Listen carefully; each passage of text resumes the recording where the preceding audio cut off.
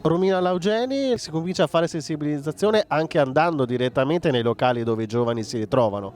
Incominciamo a sensibilizzare andando per locali, dimostrando che ci si può divertire, come hanno appena parlato i loro amici, senza esagerare, ma bensì divertendoci con della semplice musica, con delle semplici bevande. Ma la cosa positiva è far capire anche, che molte volte non viene mandato anche questo messaggio, che ci possono essere anche dei gestori che sanno anche dire stop o sanno fermare i ragazzi sapendo che dopo si devono mettere in strada. Diamo spazio ai giovani, che loro dicono le parole che arrivano al cuore di più di noi adulti.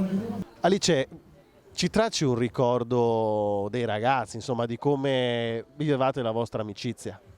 Allora, sicuramente tra i tanti ricordi che abbiamo, negativi e positivi, perché nell'amicizia ci sono anche dei ricordi negativi sicuramente. Questa sera in particolare vogliamo ricordare Riccardo, Giovanni, Eleonora, Leonardo e tutti gli altri nostri amici in maniera positiva e riflettendo un po' quello che facevamo con loro facendolo stasera. Semplicemente vivendo in serenità, con gioia questa serata, perché è quello che tutti loro vorrebbero e come sempre abbiamo fatto. E mi piace ricordarli per i loro sorrisi, per le loro risate, più che per tutto il dolore che c'è stato dopo sicuramente, e speriamo che loro ci sentano ridere da lassù e basta tutto questo.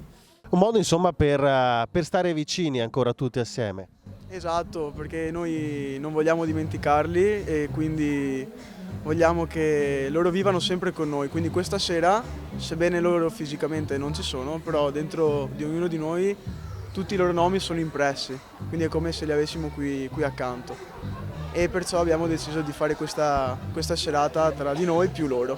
Questo potrà essere l'inizio di una serie, diciamo, di iniziative che si potranno fare. Alcune sono anche già state fatte, come la fiaccolata, ma altre che anche voi stessi amici potete proporre in futuro. Certamente può essere l'inizio e secondo me portandoci dentro il ricordo di questi nostri amici è l'inizio di un progetto che non finirà ovviamente mai, perché loro vivono assieme a loro, assieme a noi insomma tutti i giorni.